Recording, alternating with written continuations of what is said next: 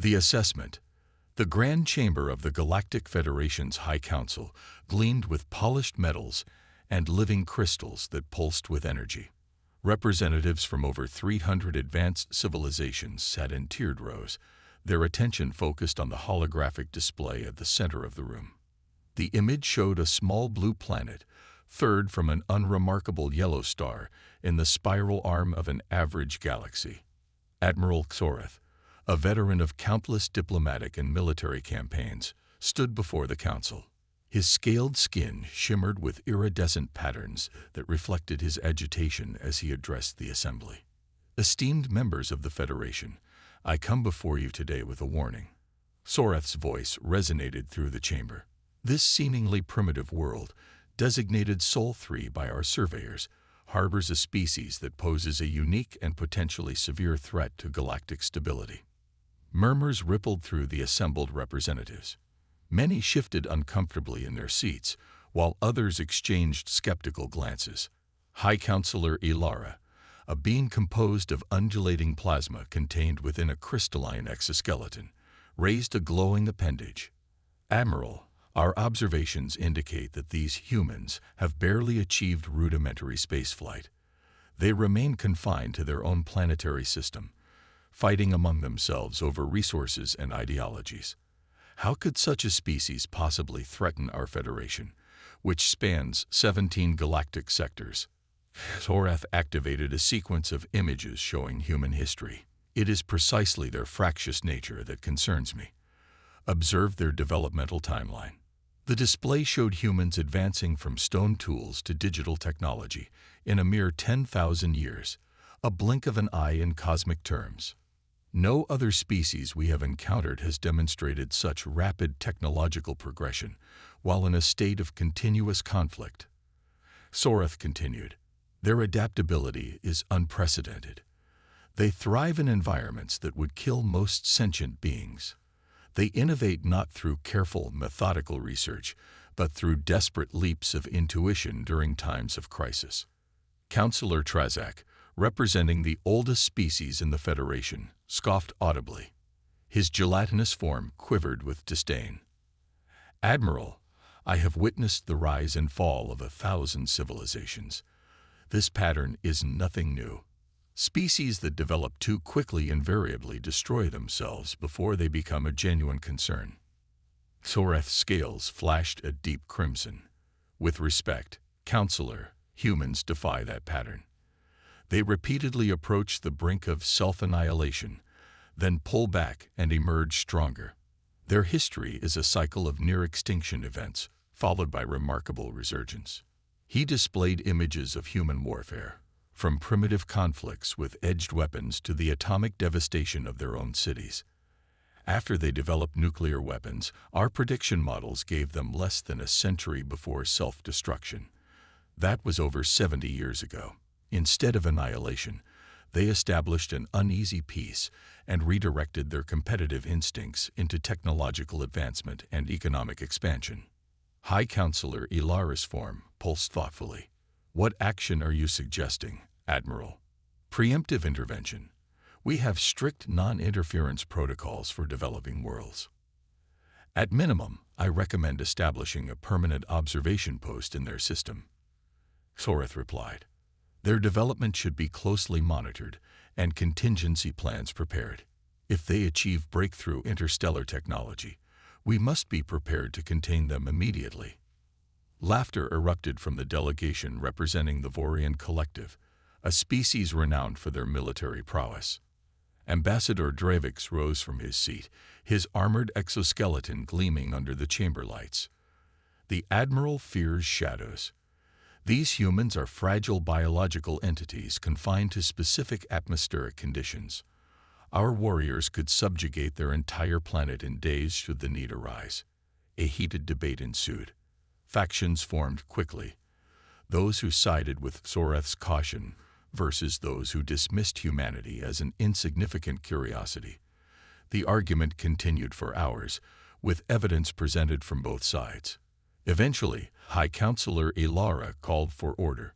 We will put this matter to a vote. Those in favor of establishing a dedicated monitoring operation for Sol 3, as the Admiral suggests. Soreth watched with growing dismay as only a quarter of the representatives indicated their support. Those opposed, a clear majority. The Council has decided. We will maintain standard observation protocols for Sol 3, with quarterly assessment reports rather than continuous monitoring. The current evaluation categorizes humans as a Level 2 developing species, potentially eligible for contact in 200 to 300 standard cycles, assuming they survive their development phase. Admiral Xoreth's scales darkened to a deep blue of disappointment and concern. High Counselor, I request that my formal protest be registered in the permanent records. So noted, Admiral, Ilara replied. This council session is adjourned. 5 years later, Admiral Xoreth stood once again before the High Council, but the atmosphere was dramatically different.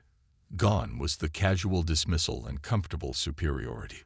The representatives sat in tense silence as Xoreth displayed the latest intelligence from Earth. As I warned, the humans have made a technological leap that defies our predictive models, he stated grimly. They have discovered the principles of gravitational manipulation 3 centuries ahead of our projections. The holographic display showed human spacecraft utilizing primitive but functional artificial gravity, enabling them to accelerate and maneuver in ways previously thought impossible for their level of development. More concerning still, Xoreth continued, they have detected our observation satellites. Our stealth technology, which has successfully hidden our presence from dozens of emerging civilizations, was identified and analyzed by a civilian astronomer using equipment considered primitive by our standards. High Counselor Ilara's crystalline structure vibrated with alarm. How is this possible? Humans possess an intuitive understanding of pattern recognition that exceeds our computational models. Xoreth explained. The astronomer in question noticed a subtle gravitational anomaly that our cloaking systems don't account for because no other species has ever detected it. Ambassador Dravix, who had so confidently dismissed the human threat years earlier, leaned forward. Have they determined the artificial nature of our satellites? They have, Xoreth confirmed, and they've begun actively scanning for additional Federation technology throughout their system. Moreover, their governments have unified in response to the discovery, something our sociological models predicted would be impossible without centuries of cultural evolution. The council chamber erupted in concerned discussion. Xoreth waited patiently for the noise to subside before delivering his final report. Most critically, we have detected unusual energy signatures from research facilities on their moon. Based on the radiation patterns, they appear to be experimenting with rudimentary forms of faster-than-light communication. They shouldn't even understand the theoretical principles, yet they're already testing prototypes. High Counselor Ilara's form pulsed rapidly. Your recommendations, Admiral. We have 3 options. First, immediate first contact, reveal ourselves and attempt to integrate them into the Federation under strict supervision. Second, isolation. Establish a quarantine zone around their system and prevent them from expanding further. Third, he paused, preemptive neutralization of their technological capabilities. The silence that followed was heavy with the weight of the decision. I opposed you 5 years ago, Admiral. Counselor Trazek admitted, his gelatinous form now a subdued gray. I believe, as many did, that humans would follow predictable development patterns. I was wrong. We all were, Ilara acknowledged. These humans are exceptional. Ambassador Dravix stood, his posture rigid with military precision. The Vorian Collective proposes immediate action. We have a battle fleet conducting exercises just 2 sectors away. We can neutralize their major technological centers without destroying their civilization. Set them back a century or 2. And if they recover faster than expected, Xoreth challenged. If they recognize the attack as alien in origin, we would create not just a determined enemy, but one with a justified grievance. The debate continued for hours, with factions forming around each of the 3 options. Eventually, a compromise was reached. The Federation would prepare for controlled first contact while simultaneously positioning forces for isolation or intervention if necessary.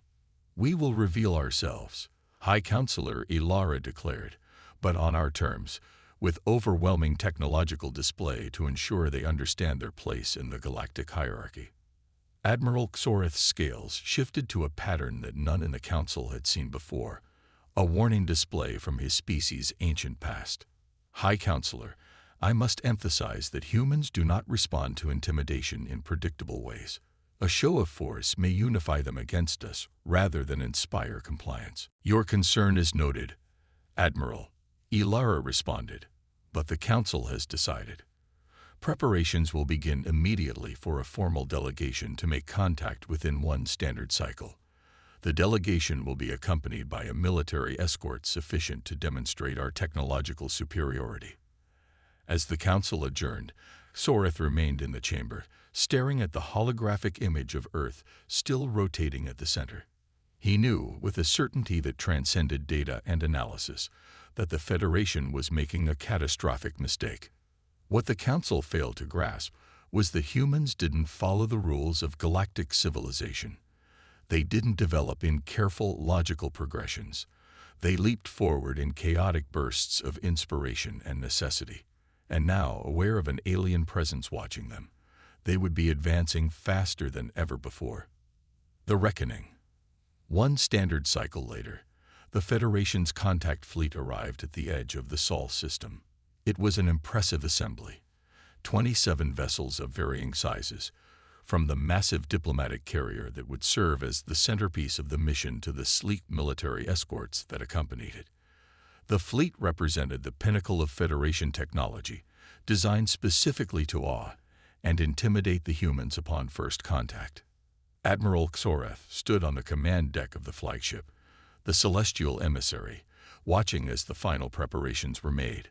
Despite being the most vocal advocate for caution regarding humanity, he had been appointed to lead the military aspect of the mission, a recognition of his expertise, but also a political calculation. If the mission failed, responsibility would fall squarely on the one who had exaggerated the human threat. "Admiral, we're detecting unusual energy signatures throughout the system," his second-in-command reported. "They appear to be some form of sensor network, but the configuration doesn't match any known human technology from our intelligence reports." Xoreth's scales rippled with concern. "How widespread is this network?" "That's the concerning part, sir. It extends beyond the orbit of their furthest planetary body. They've somehow managed to create a detection grid that encompasses their entire system." "Impossible," muttered Ambassador Lyran, the diplomatic lead for the mission. "Our latest intelligence indicated they had barely established permanent bases on their moon and neighboring planet. Evidently, our intelligence is outdated." Xoreth replied. "It seems the humans have been busier than we anticipated." He turned to his communications officer. "Prepare to broadcast the greeting message as planned. Let's proceed with the mission parameters." The diplomatic vessel moved forward, its massive hull gleaming as it accelerated toward the inner system. The message, carefully crafted by xenolinguists and cultural experts to be both comprehensible and impressive to humans, began broadcasting on all frequencies that human technology was known to monitor. "Greetings, people of Earth. We come as representatives of the Galactic Federation, a union of advanced civilizations dedicated to peace and prosperity throughout the stars. We have observed your development and deemed your species ready for initial contact."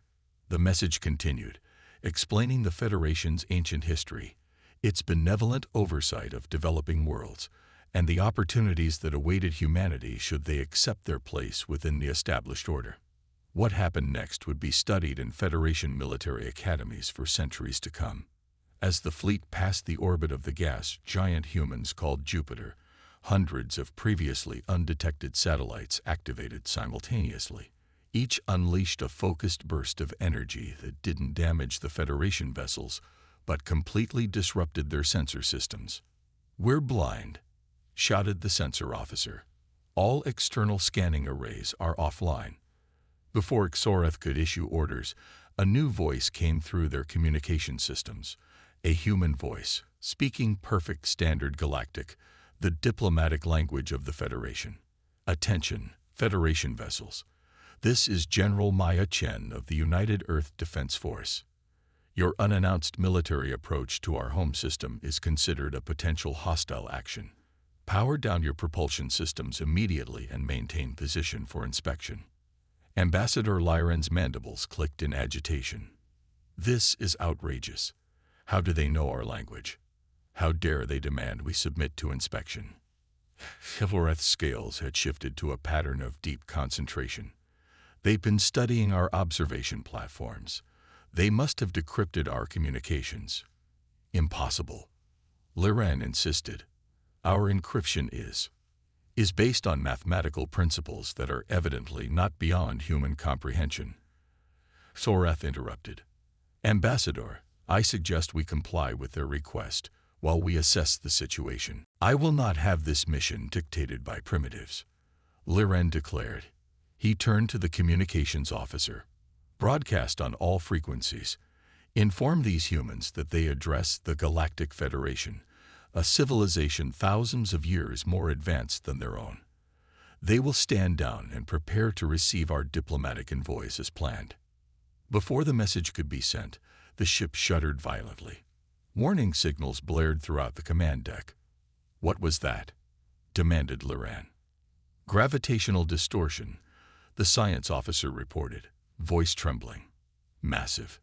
It's as if space itself warped around us. Outside the viewports, Soreth watched as reality seemed to fold. Dozens of human vessels had appeared, seemingly from nowhere, surrounding the Federation fleet. They were smaller than the Federation ships, but sleek and purposeful in design. Incredible, Soreth murmured. They've developed rudimentary space-folding technology. The human voice returned, calm but unyielding. Federation vessels, this is your final warning. Power down, or we will be forced to disable your ships. You have 30 seconds to comply. Lyran turned to the weapons officer. Target their lead vessel. A demonstration of our defensive capabilities showed. Belay that order. Soreth commanded. Ambassador, these humans have already demonstrated technology we believe centuries beyond their capability. A show of force now could escalate to a conflict we are not prepared for. We represent the combined might of 300 advanced civilizations. Lyran's voice rose with indignation. And we are 27 ships, now apparently surrounded and cut off from reinforcement. Soreth countered. He turned to his crew. Power down main drives. Maintain life support and defensive shields only. As the Federation fleet complied, the human vessels maintained their positions. After several tense minutes, a single human ship approached the celestial emissary. Federation flagship, prepare to receive a delegation of Earth representatives. They will board to discuss the terms of your presence in our system. The next hours were a diplomatic nightmare for Ambassador Lyran and a revelation for Admiral Soreth. The human delegation, 5 individuals representing Earth's major political powers, arrived not with fear or awe, but with confident authority. They wore no environmental suits despite the Federation vessel's atmosphere being calibrated for the varied biology of its crew. Instead, they had developed personal field technology that adapted to different environmental conditions. General Chen, a composed woman with keen eyes that seemed to miss nothing, led the human delegation. Let me be direct, she began once they were assembled in the ship's conference chamber. We've been aware of your observation platforms for nearly a decade. We've studied your technology, decrypted your communications, and prepared accordingly. Ambassador Lyran's translator struggled to convey his sputtering indignation. Impossible. Our stealth and encryption technologies are impressive but not infallible, interrupted a human scientist named Dr. Okafor. Your observation satellites utilize a quantum entanglement communication system that leaks distinctive radiation when transmitting. Once we identify the pattern, finding your devices throughout our system was simply a matter of developing the right detection equipment. Admiral Soreth's scales shifted to a pattern reflecting both concern and admiration. You've achieved in a decade what other species take centuries to develop. General Chen nodded. Necessity drives innovation, Admiral. When we confirmed we weren't alone in the universe, and that we were being watched, unity and advancement became our highest priorities. You must understand. Ambassador Liren struggled to regain diplomatic footing. The Federation's protocols for observing developing worlds are designed for mutual protection. We meant no harm. Yet you arrived with warships, Chen observed coolly. And based on the communications we intercepted, some among your Federation advocated for preemptive neutralization of our technological capabilities. The revelation that humans had intercepted secure Federation communications sent a visible shock through the Federation representatives. What are your intentions? Soraf asked directly, seeing no point in further diplomatic pretense. Chen's expression softened slightly. Peaceful coexistence, Admiral. Despite the provocative nature of your surveillance and this approach, we have no desire for conflict. Earth has had enough war in its history, but neither will we accept a subordinate position in your Federation's hierarchy. All new species must progress through established integration protocols, Liren insisted. It's how we maintain stability across. Ambassador, Chen interrupted gently. You're operating under the assumption that you're in a position to dictate terms. Let me clarify our situation. She activated a holographic display of her own, a technology that matched Federation standards, showing the Sol system. Red points of light appeared throughout, each representing a human military installation or vessel. We've established defense platforms throughout our system. We've developed technologies that your intelligence suggested were centuries beyond our reach. And, she paused significantly, we've already sent exploratory missions to 7 nearby star systems. The Federation representatives exchanged alarmed glances. Humanity was already expanding beyond their home system. Impossible, one of the Federation scientists muttered. They can't have achieved practical faster-than-light travel so quickly. Dr. Okafor smiled. Not faster than light in the traditional sense. We discovered that space itself can be manipulated, folded, if you will, creating temporary connections between distant points. Your own ships use a similar principle, though your approach relies on energy-intensive field generators. Our method is more elegant. Admiral Xoreth found himself respecting these humans more with each revelation. They hadn't just matched Federation technology in some areas. They'd innovated beyond it. What do you propose, then? He asked, cutting through what would otherwise be hours of diplomatic maneuvering. General Chen straightened. An alliance of equals. Earth joins the Galactic Federation, not as a developing world subject to oversight and restrictions, but as a full member with all associated rights and responsibilities. Ambassador Liren's physical response required no translation, pure shock and disbelief. Unprecedented. Impossible. The protocols that have governed interspecies relations for millennia cannot simply be. They can, and they will. Chen stated firmly, if the Federation wishes to maintain peaceful relations with humanity. We are not asking, Ambassador. We are informing you of the only acceptable path forward. The negotiations continued for days. Federation protocols were invoked and challenged. Historical precedents were cited and dismissed. Throughout it all, Admiral Xoreth observed the humans with growing appreciation for their unusual combination of determination, adaptability, and principled restraint. They could have destroyed the Federation fleet. That much was clear from their demonstrated capabilities. But they chose dialogue instead. Eventually, a historic agreement was reached. Humanity would indeed join the Galactic Federation, but under special provisions that acknowledged their unique developmental path. Earth would maintain autonomous control of their system's defense and their continued technological advancement.